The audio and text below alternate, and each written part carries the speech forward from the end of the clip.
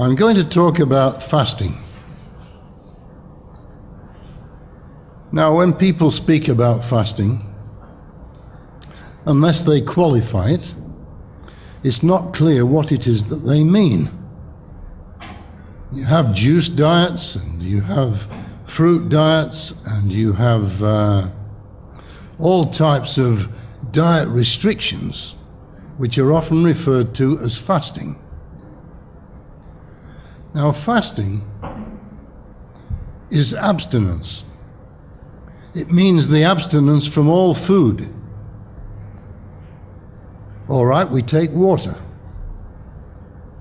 And we might argue, of course, that water is a nutrient, but it isn't. Water is necessary for the body's utilization of nutrients, for the body's use of nutrients. Water itself is not a nutrient, but one doesn't get very far without water. We know the human body can go a long time without food. In fact, in the Postgraduate Medical Journal in 1974, there was a discussion of a man who went 382 days without eating, fasting. That's a long time. So the body can go a long time without food, but it can't go very long without water. In fact, I'm absolutely amazed about the arguments and discussions on euthanasia. If a person wants to commit suicide, it's very easy. Stop eating and stop drinking. You've only got 2 or 3 weeks.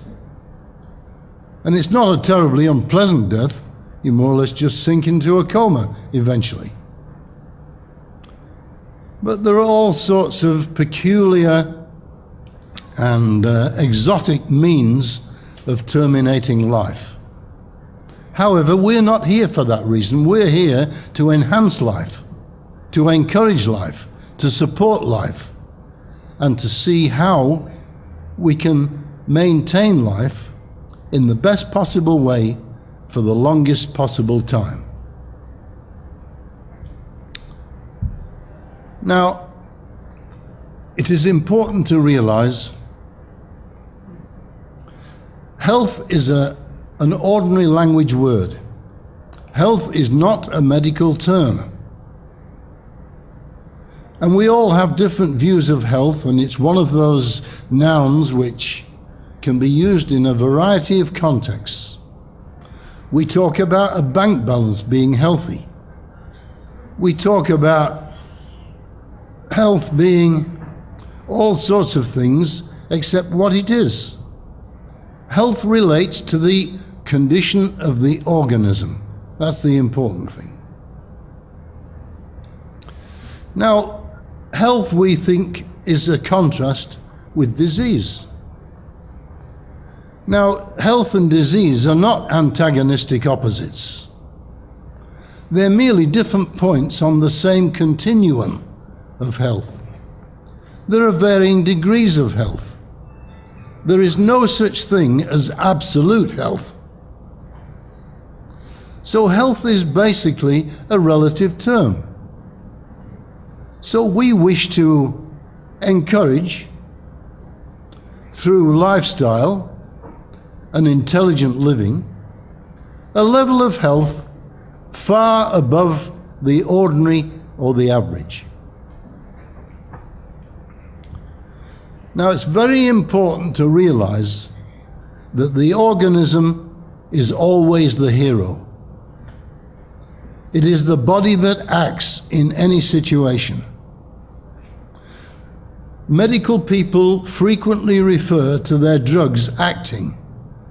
Drugs do not act, they have effects. Now, to illustrate that, I can suggest to you that we have a couple of bodies lying on the floor here, one alive and one dead. Give them both a laxative, only one is going to act. Because the action is the action of the living organism. Now, many, many years ago,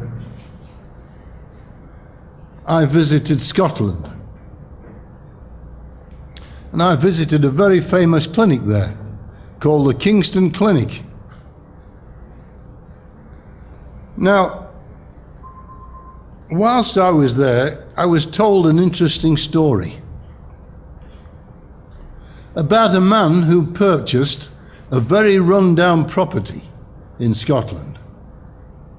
The garden that he purchased was a total wilderness, absolutely rough and ready. But this man, he worked diligently for many weeks, for many months, until the garden became the most beautiful in the whole neighborhood. And people used to come from miles around to see this beautiful garden. One day the local priest came along and he saw the man working in his garden. And he said to "It's a beautiful garden you have here." And the man said, "Yes, and I've done it all myself." "No," said the priest, "with the help of the Lord."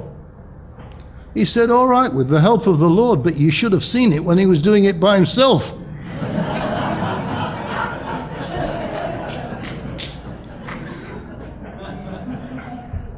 Now, the important point there is that the man was not providing the growth of the plants.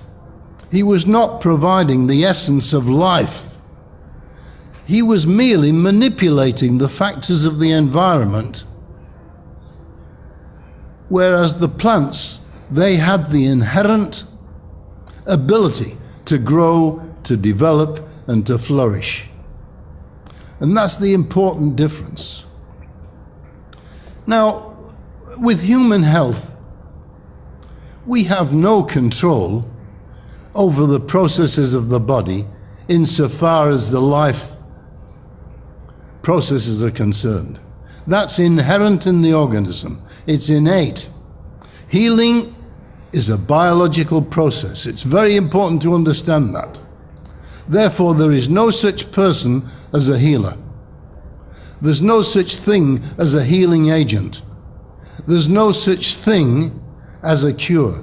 There's no such thing as a chemical, a drug, a food, or any other ingredient that will take the place of the living process, the processes of life. Now, all healing is self-healing. Healing is not something that somebody else does to you. It's something you do for yourself. Now, the hygienic system comes in when it's a question of manipulating the factors to get the best possible outcome from the living organism. The miracle is in the living process itself. But what the doctor can do, he can make decisions about lifestyle which can enhance the person's life or even destroy the person's life. And the choice is, generally speaking, it is yours. You have to make those decisions. Now, when we talk about fasting, we mean the total abstinence from all food. You take water and water only. There's a very good reason for that, which I'll get to in just a moment. So all other things do not relate to fasting. Fasting is from an old Anglo-Saxon word, which means to abstain. So if they say you're on a fruit fast, it means you're abstaining from fruit. If you're on a juice fast, it means you're abstaining from juices. The total fasting that we refer to is water only. Now, how long can a person fast? Well, I've already indicated it can be many months. Now, people point out to me that The Irish terrorists, I prefer to call them, the gentlemen of the IRA who did so much damage in Ireland many years ago, many of these people, they went on a hunger strike. One of the first was Terence MacSweeney, who was the mayor of Cork, and he fasted as a result of his protest. Bobby Sands was another of these rebels who fasted. Now, I think MacSweeney fasted about 75 days. Sands was considerably less. Now, in these cases, the people fasting were not fasting hygienically. For instance, one of them was a confirmed chain smoker. So he was smoking all the way through. Another was on calorie-free drinks, various soft drinks. No sugar, of course, no sugar. So we cannot use these people as examples of fasting. As we all are aware, and probably have forgotten, fasting is mentioned many times in the Bible. Jesus is said to have fasted 40 days. Elijah fasted 40 days. It seems from the biblical word that 40 days was the length of time that you fasted if you fasted for religious purposes. Well, certainly, you're getting well into a good fast when you do 40 days. In fact, just a few weeks ago, we had somebody who completed 40 days. But that's, of course, for different reasons. Now, what happens when we fast? Well, we go without food, don't we? We're not eating. So, immediately the brain has to start cogitating and thinking, yeah, what am I going to do? There's no food coming in. The blood sugar level is falling. There's a crisis on its hands. So a series of changes start to occur. The body mobilizes glycogen in the liver and the muscles. This is, of course, an animal form of carbohydrate, an animal starch, if you like. This can be easily converted to sugar. But unfortunately, this doesn't last very long. So we have to think, the brain has to work out how it's going to support metabolism. It hasn't got many reserves of glycogen to go for a long period of time. But it has another major source of energy, a very rich source of energy, twice as valuable as glucose. You're getting around 4 calories a gram from glucose. But from fat, this depot that many of us have far too much of, provides 9 calories a gram. So it's an extremely rich source of energy. And gradually that's what the body will utilize. Even in 24 hours or even less than that of fasting, just going from the evening meal to the breakfast meal. And not many people these days would do that. They'd probably have 2 or 3 snacks in between times. Even going for a fairly lengthy period overnight, from say 5, 6 in the evening to 8, 9 the next morning, we find that fatty acids are building up in the blood. Because the brain's a pretty intelligent organ, you know. It's already worked out when no food has been coming in for many hours, it has to prepare for an unthinkable eventuality that no food's going to come. So it's going to start conservatism and how people ate conservatism. But that's what it's going to do. So the blood pressure is going to drop, blood sugar level is going to fall. And of course we know if the blood sugar level falls too much, the person's life is threatened. It's not possible for it to just keep falling.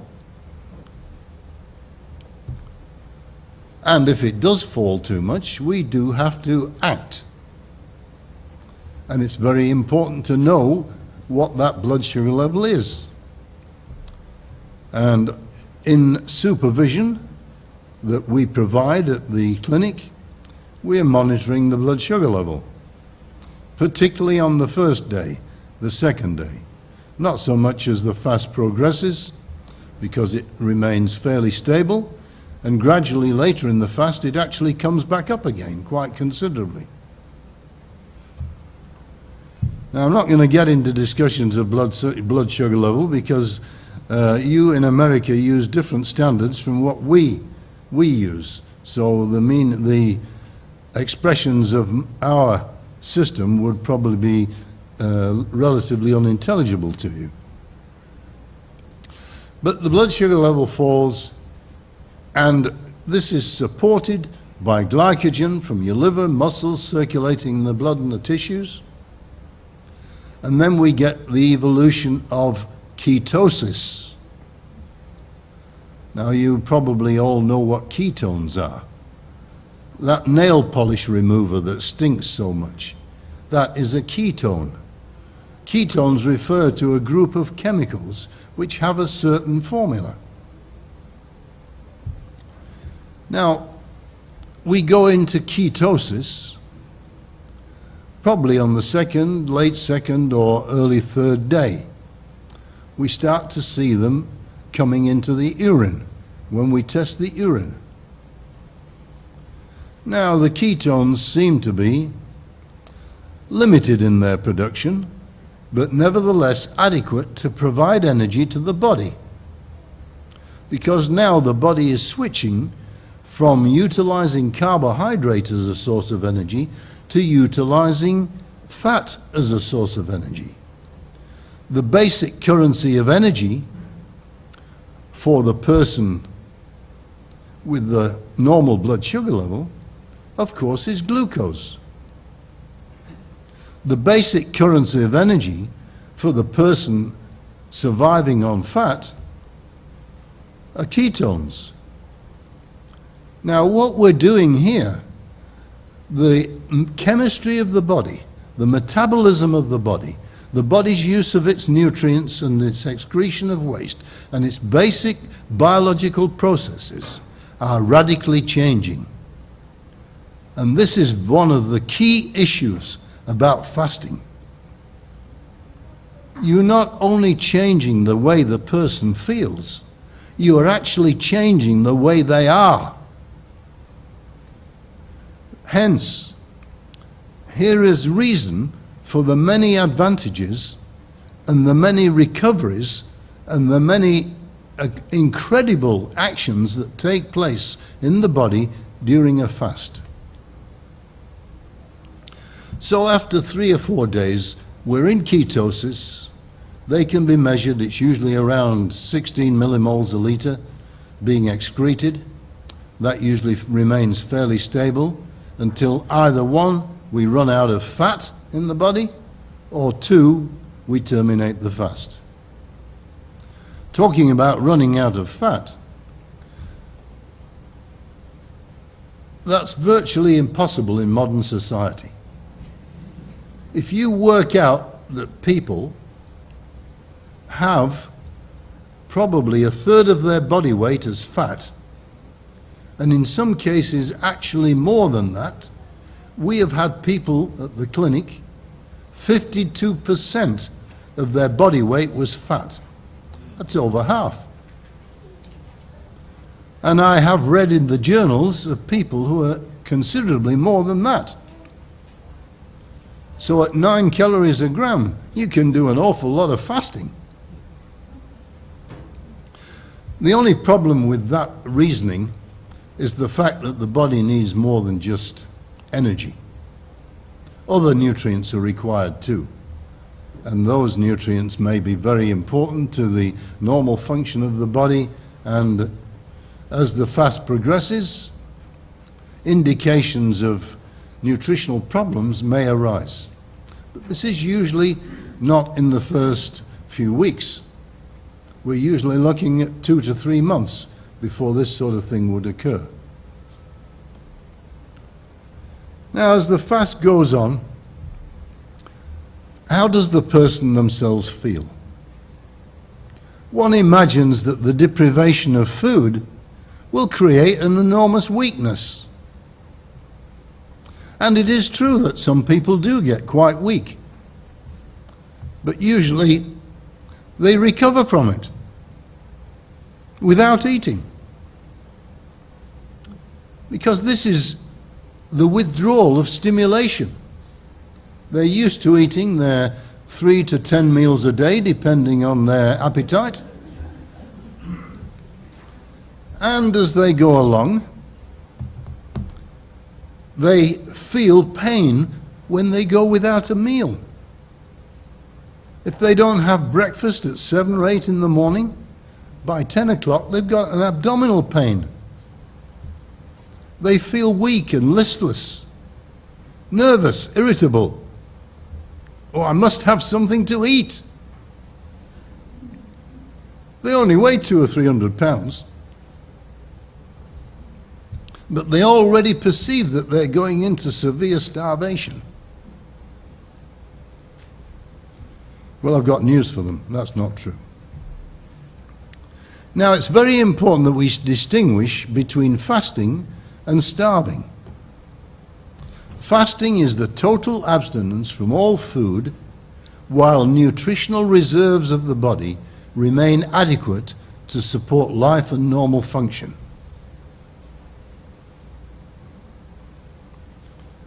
Now, obviously, there is going to be a point where you will run out of reserves. Whether it's 1 month, 2 months, 3 months, 4 months, 5 months, 6 months down the track.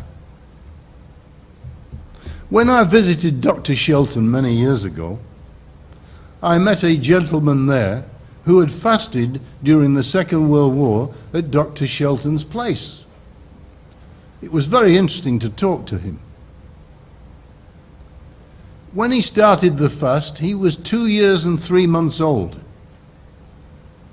And he weighed 32 pounds. He fasted for 47 days with paralytic poliomyelitis. At the end of the fast, he weighed a mere 15 pounds. When I met him, of course, he was a grown man. And I was interested to learn how he recovered from that long fast, 47 days, at only 2 years of age. I'm sorry, but I wouldn't have, shall we say, I wouldn't have the guts to do it. I think Dr. Schultz was indeed a remarkable man. A remarkable man. And I understand that when you're practicing hygiene over many years, you gain confidence in the body's ability not only to survive, but to regenerate, to rejuvenate. And rejuvenation, that is to make young again, is one of the things that can occur as a result of fasting. Not, mind you, a few days. It's usually a long fast where you get rejuvenation. But according to the physiologists, rejuvenation can only be achieved by nutritional stringency, fasting. That's a stage of fasting that usually occurs, or starts to occur, after the first stage of fasting. The first stage of fasting is when we're going through the ability to utilize the material in the digestive tract, in the glands of the body, circulating in the blood and body fluids. And once these are exhausted, we reach this second stage. From the second stage on, we do start to get genuine rejuvenation.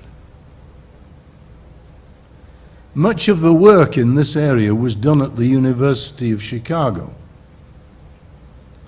And one of the assistants, one of the people who did most of the fasting, under the supervision of the professor who was doing the experimental work, was a man named Frederick Holzel.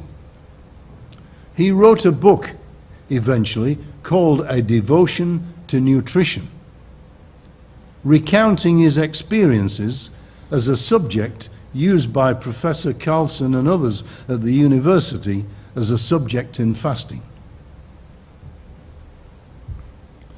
So, rejuvenation, what does that mean?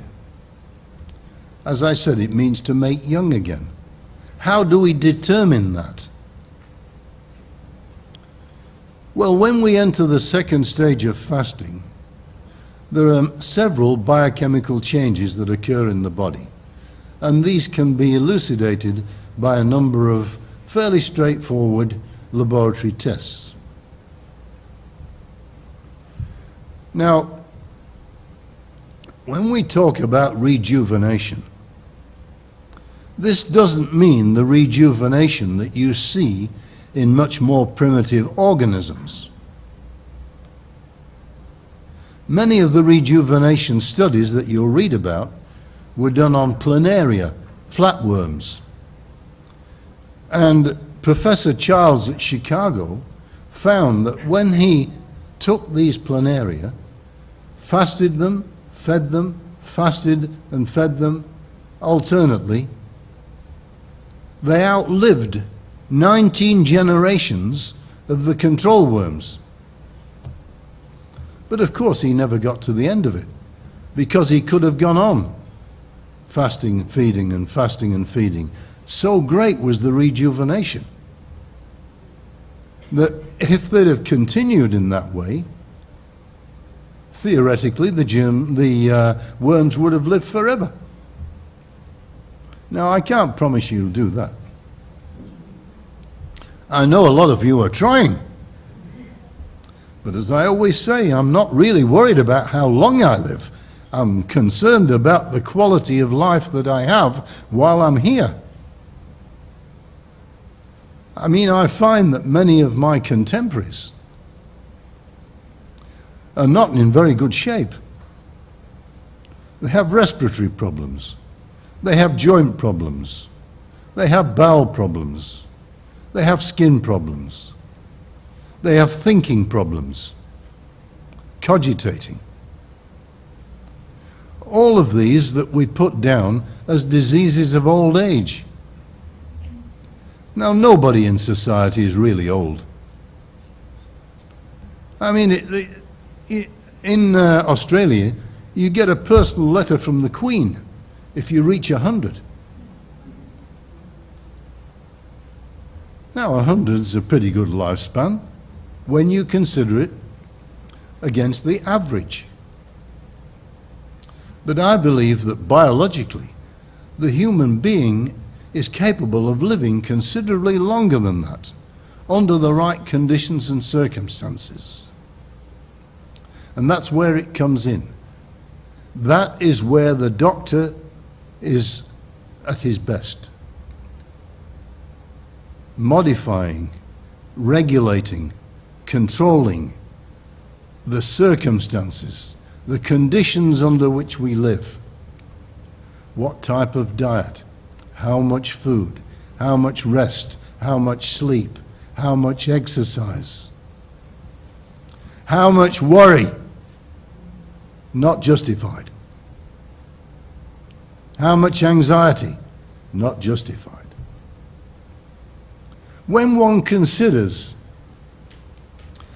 the activities of life, you find that many people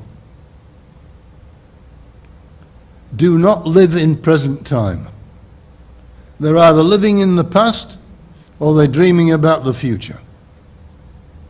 It is very important in your life to stay in present time. The present is a gift. That's how you should think of it. And that's where you should live. Now, as the fast progresses, the person is losing weight. How much weight are they losing? Well, in some instances where I've had people who've been grossly overweight, they might lose 5-6 kilos in a day. But we're going to talk more about the normal person. The fact that some people are packing in the reserves on a regular daily basis, way beyond they'll ever need,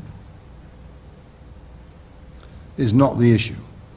The issue is to maintain a quality of life where you have a state of functional excellence which allows you to get the best from the organism. The best mentally and the best physically. And the best spiritually if you're in that area.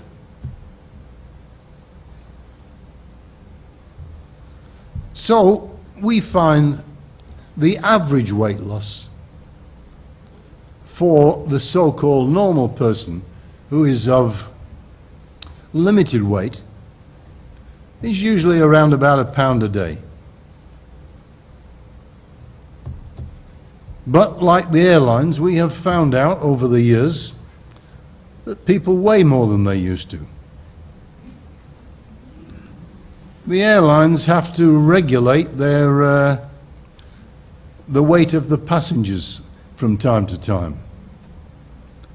Otherwise, of course, the way things were going, they had standards which were developed after the Second World War, and they found in the last few years that these are no longer applicable. The planes were having much more difficulty getting off the runway. Now that's a very anxiety-creating situation. So we have a situation in Australia where we're just a little bit behind America when it comes to obesity. I think America's about the obesity capital of the world. Certainly where we live, it's only a matter of about 20 miles to the obesity capital of Australia. Now, fasting, as I've often said, is a great way to lose weight. But it's also a great way to gain weight. I have found, in fact I can remember a lady many years ago, suffered with chronic asthma. One of the worst cases I've ever seen. She was on short-term relief, Ventolin. She was on Pulmicort, which is more of a longer lasting effect. And she was also on regular steroids, which is, of course, generally bad news. When I first saw her, she weighed 68 pounds. When I talked to her and her family about fasting, it wasn't very well received.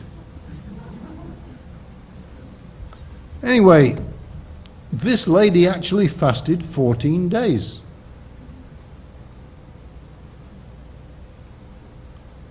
And over the next 3 months,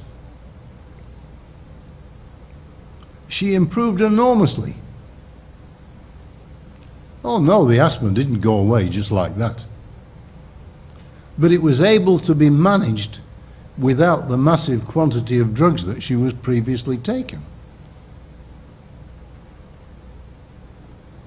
Obviously, the lady, who was pretty old, did not make a full recovery. And often we find that in our hygienic work, that people have come to us with one foot in the grave and the other on a banana peel. The time for action would have been 10, 20, 30 years ago. And of course they've been up and down the medical gamut and have been deteriorating all the while. So obviously, radical change is needed. And often we get what I refer to as a good practical recovery. Certainly the person still has a few symptoms. Certainly they have fairly extreme limitations about the way they can pressure the organism, the way they can innervate it. But at the same time, they have a quality of life far better than they ever had before. Now, as we progress through the fast, is the person getting weaker? Not generally. I have had people who were so weak when we started, they couldn't even get out of bed.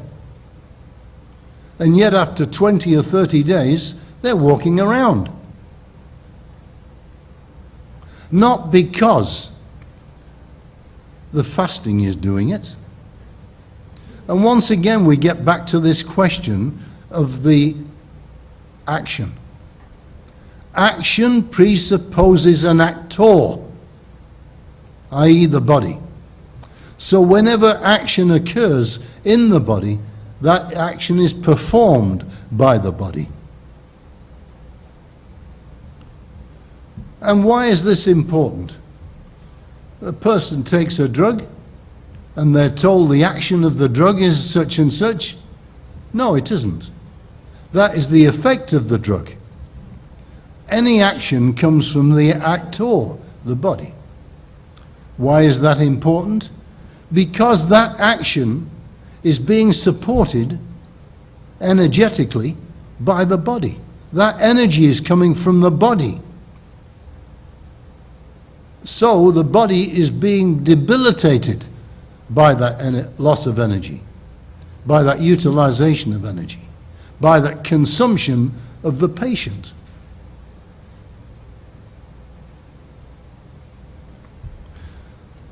So therefore, we have to see in terms of energy being liberated from the organism and performing its processes. Very important to understand that healing is a biological process, that it is not something that can be done by any outside agency or therapy. Healing is this biological process which is in continual operation, 24 hours a day, 7 days a week throughout your life. The physician's job is to harness, to influence this energy, to make sure that the energy is acting remediably. As I said earlier, health is the normal state of the organism. We don't have to make people healthy, but we do have to make them sick. Health is the normal state, given the normal needs of life, the normal conditions of life. Obviously, there are many people, unfortunately, born with genetic problems. They don't have a normal body to begin with. They don't have normal equipment. So they do have an immediate problem. And fasting is not generally going to change that very much. But one thing it will do, it will take the pressure off the organism. It will enable the organism to function a little bit better, because many of the so-called causes of disease have been removed. As I said a moment ago, we don't make people healthy.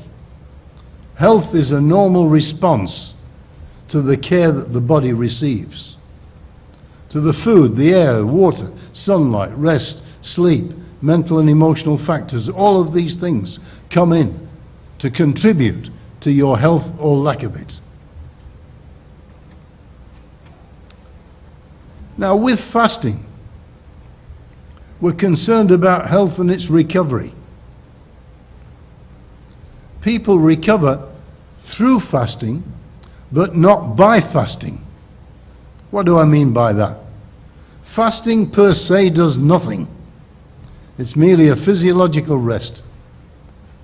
Nothing is done by the fast, it's done by the body during the fast. So fasting then is a condition under which we're placing the body temporarily so that it can work more efficiently. Now we realize that when we eat, we're expending energy on what? On eating, on masticating, on digesting, on absorbing, on circulating. And so far we've got these nutrients to a point where they're digested, absorbed and circulated in the body. And so far all we've done is expend energy. We've got nothing back from it. If we're very fortunate and the food is really worthwhile, when it's metabolized at the cellular level, we may get a little bit more energy back than we've actually spent. But as you've probably observed when you've watched your friends and relatives and people around you, eating is a very energy expensive business, particularly the way that some people can shovel food into their mouth in enormous quantities. And they masticate it in such a fashion, briefly, unfortunately, as though they've never eaten food before. Now this enthusiasm is great, but it's very energy expensive. Now just think, you go on a fast, which we sometimes call a physiological rest, because that's what it is. A lot of the energy that's normally spent on eating and utilizing food is not expended when you're fasting, because the food is already in the body where it is. And when you're fasting, don't think you're living without food. You're merely living on food that you've previously eaten. The food is already in the cells, it's already there. We know, for instance, a person can go a long, long while without eating. Months. They can go quite a while, like a couple of weeks, without drinking.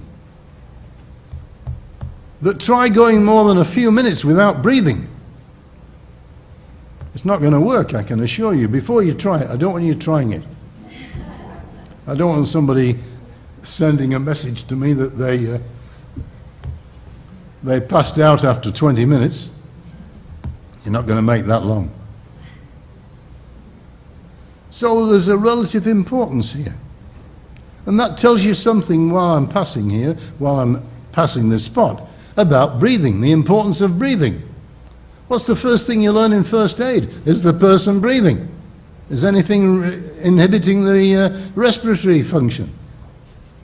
Very important, isn't it? You're not worried about whether they're moving the bowels. And I'd like to discuss the bowels. You know, there are those people around who live from one bowel motion to the next. I haven't been to the toilet in 3 weeks. Oh my goodness. So what? Always think this way. Whatever's in the bowel is outside the body. Your body has a hole through the middle. What's in the hole is not in your body. It's still outside the body. It has to be absorbed into the body to get into the body from the bowel. So what's in the bowel is really not a great deal of concern. I've had a lady who was 88 years old who hadn't had a bowel motion for 6.5 weeks. Well, of course, she wasn't eating very much either. But there are these people you know, unless they go 8:40 every morning, they got constipation. Look, you know, you look after your business and let the bowels look after theirs. That's the best way to go about it. If your diet and lifestyle is reasonable, your bowels are going to act. I can guarantee it. Unless you've got a cork plugging in.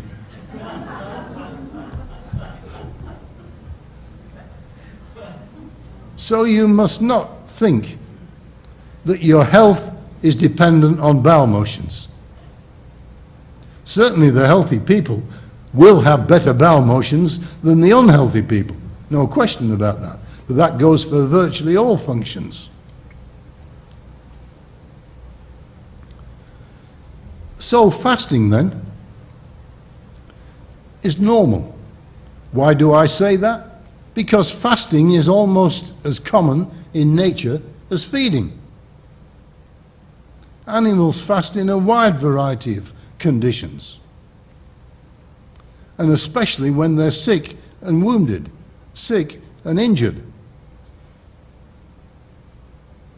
But if you've looked at your own history, commonly when you get sick, particularly when you get feverish and sick, when it's an acute sickness rather than a chronic sickness, what's one of the first things that happens? You lose your appetite. You'll find in the medical books, when they're describing the symptoms of these various febrile diseases, anorexia, loss of appetite. So the body is telling us something. What we think in hygiene is that we should listen to what the body's telling us. If we're tired, we should rest. But no, instead of that, we take a stimulant to force ourselves to go a bit longer. I mean, when I arrived from Australia a couple of days ago, it was a 14-hour flight. And it's not that easy to get a really good night's sleep in an aircraft. Not only was the flight 14 hours, but I was still on Australian time, which was the middle of the night, and here it was the middle of the day. This is a considerably enervating influence.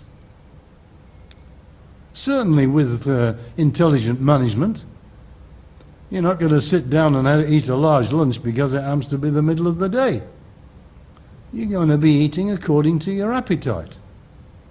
If you're not hungry, don't eat. If you've got anorexia, you shouldn't eat. If there's one thing if I could get one thing across to you very seriously, and that is try to interpret what the body is telling you, because usually it gives you these messages. Many, many people have come to me with very, very serious, sometimes terminal illnesses, and they've said it just came out of the blue. I got no warning. I didn't know. I'm sorry, I don't believe it. When I question people who have evolved serious, chronic, maybe terminal disease, there have been many indications that they should change their behavior, that they should modify their lifestyle, they should take note of what the body is telling them, but they don't. Why is that? Mainly because of habit. We talk a lot about habits, good habits, bad habits. I don't believe, really, seriously, there's any such thing as a good habit. Habits tend to be bad anyway. Making a habit of anything. People say, oh, I drink a glass of clear, fresh water first thing in the morning. That's a regular habit. Well, maybe you should change it. Why not drink it at night? No, I think you get the message here. The important thing is, habits will kill us.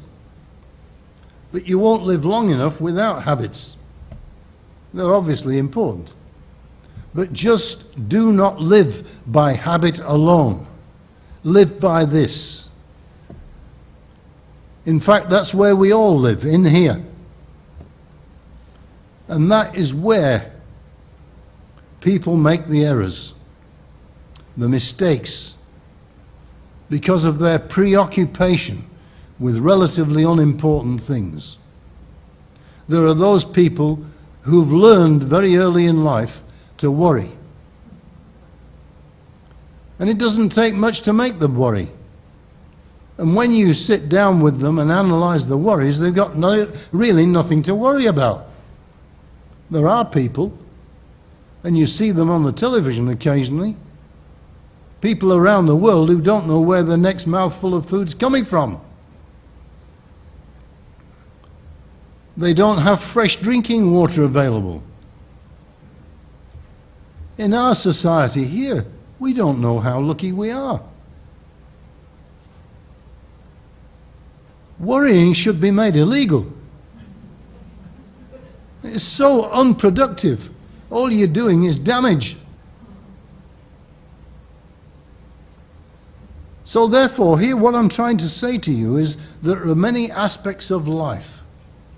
And we have to think about every aspect of life if we're going to think of high-level health. But what do people do? They get sick. Oh, I must be combining my foods wrongly. I must be eating too much broccoli. And they say to me, are oranges better than grapefruits? People are so preoccupied with diet, they think that's the be-all and end-all of health. Certainly diet's important. Your body's constructed of what you eat. It's vital. Pay attention to it, sure, but don't look upon it as the Holy Grail. I've known many people in my life whose diets have been excellent, but they've never been well.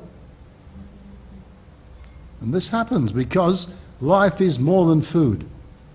And I've got the job of talking about this in a couple of days' time. Because it's an essential point. And the point about hygiene is, it's the lifestyle you lead. It is how you feed yourself, how you exercise, how you rest, how you sleep, how you deal with your problems up here. And fasting is a means to an end. You can't go through your life fasting. But an occasional fast is important. My wife and I, we fast from time to time. When do we fast? Well, we always avoid Sunday. That's a day of rest, so we got to be eating then.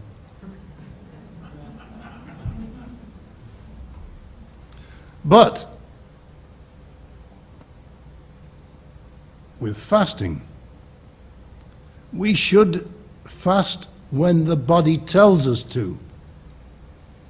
You're weak, debilitated, off your food, anorexic. The body's telling you, fast, fast, and wait until you're really genuinely hungry again. Don't just wait a couple of hours till you get that severe abdominal pain. Hunger is not pain. If you get pain when you go without eating, there is something wrong. It is not pain to be hungry. Hunger is more of a mouth and throat sensation. Watch your dogs or your wild animals when they get hungry. Saliva running from their mouth. That's what we see with fasting. People who fast a long time and they're genuinely hungry. Increased saliva in the mouth. In fact, sometimes they'll complain to me. They've been sleeping in the night and the pillow's all wet. Saliva's been running out. They're hungry. That's what hunger's all about, not pain. Certainly if you eat when you've got pain in the stomach, it may relieve the pain. But you're eating for the wrong reason. Fasting is a vast subject. I could talk all day and all night about it. But unfortunately, I'm going to get frantic waving from my friend at the back there. Anyway, ladies and gentlemen, There are many books here, quite a few books on fasting.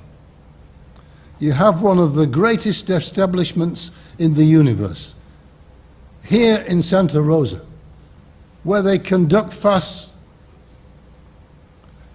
and they do the thing the right way, the proper way. They're not kidding people. You do it properly.